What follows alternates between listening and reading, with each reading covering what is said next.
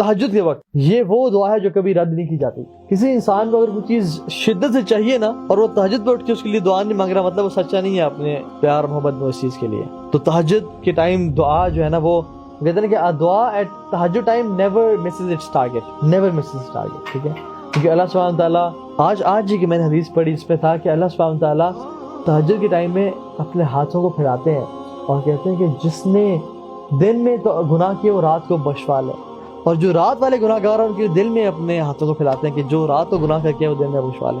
اور یہ ہوتا رہے گا جب تک سورج مغرب سے طلوع نہیں ہوتا. تو ہمارے پاس ٹائم ہی ٹائم ہے, جب تک یہ روح یہ سانس آ جا رہی ہے نا توبہ کے دروازے کھلے ہیں, لیکن جب غرغرہ تک پہنچے نا, جب روح یہاں پہنچی پھر کچھ نہیں ہوگا, پھر چانس ختم ہو جائے گا.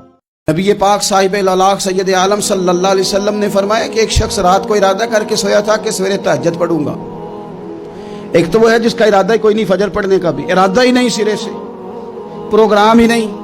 اس کو پتہ چل گیا کہ ڈاکٹر نے کہا تھا 7-8 گھنٹے سونا ہے, تو اب وہ ٹائم دیکھ رہا ہے 2 بجے سو رہا ہوں, 10 بجے اٹھ جاؤں گا. اس کی بیچ میں نیند ہے, صحت ہے, ڈاکٹر کی تنبیہ ہے, پر فجر تو شامل ہی نہیں. حالانکہ اس بات کو اچھی طرح سمجھ لیں, اگر آپ کا فجر پڑھنے کا ارادہ ہے اور 4 بجے کا 3:45 بجے کا آپ نے الارم لگا لیا ہے, تو 2 دن آپ کو الارم جگائے گا, تیسرے دن آنکھ خود بخود کھل جائے گی. انسان کی نفسیات ہوتی ہے کہ 2 دن وہ کسی چیز بھی اپنی عادت کو سونے جاگنے میں پکا لے تو تیسرے دن وہی اس کا وہ مزاج بن جاتا ہے. تو اگر نیت ہی نہیں, ارادہ ہی نہیں, پروگرام ہی نہیں, تو کیسے آنکھ کھلے گی؟ بلکہ پھر تو یہ ہوتا ہے کئی دفعہ آنکھ کھل بھی جاتی ہے, بندے اٹھ بھی جاتے ہیں پر اٹھتے ہی نہیں, نماز کا وضو ہی نہیں کرتے, آگے بڑھتے ہی نہیں, ہمت ہی نہیں کرتے. لیکن حضور کیا فرما رہے ہیں؟ کریم محبوب علیہ السلام فرمانے لگے جس کا تہجد پڑھنے کا ارادہ تھا لیکن نیند غالب آ گئی, اٹھ نہیں سکا.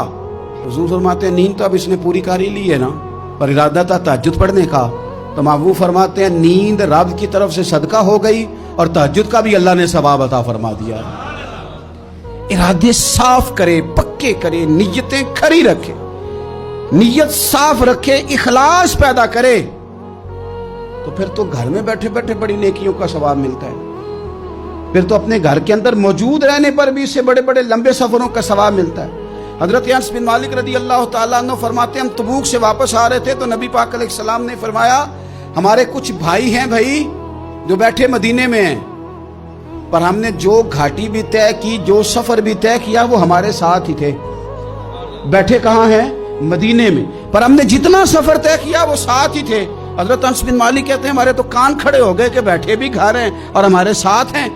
حضور سید عالم علیہ السلام نے پھر بات کو کھولا اور فرمایا وہ جان بوجھ کے نہیں بیٹھے رہے, ارادہ ان کا پکا تھا ہمارے ساتھ آنے کا, لیکن کسی مجبوری کی وجہ سے نہیں آ سکے.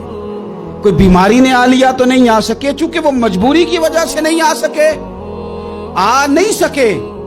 لیکن رب کریم نے ہم جس سفر سے گزرے ہیں اس کا اجر انہیں عطا فرمایا ہے. ثواب میں, اجر میں وہ برابر کے شریک ہیں, چونکہ ان کا ارادہ پورا تھا, پروگرام پکا تھا, وہ آنا چاہ رہے. ایک نوجوان زمیندار تھا, نہ نماز نہ روزہ نہ حج, کچھ بھی نہیں, اور غافل زندگی.